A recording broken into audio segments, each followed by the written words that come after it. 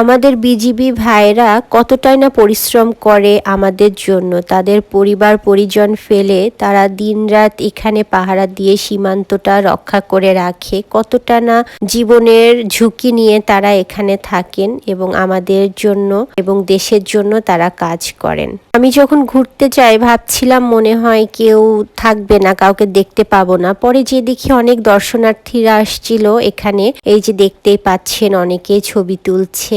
Border দেখতে অনেকেই আসে, আসলে ঘুরতে ঘুরতে একটু দেখতে আসে আর কি। আর যেহেতু জীবননগরের চ্যাংখালী বর্ডার ছাড়া আরো অন্যান্য বর্ডার আছে, ওখানেই সবাই অনেকেই যায়, এরকম দর্শনার্থীরা যায়। আর যেই বর্ডারগুলো খোলা আছে ওইগুলা দিয়ে তো যাওয়া আসা করে সবাই। তো আমার ভীষণ ভালো লাগছিল মানে ঘুরতে এসে।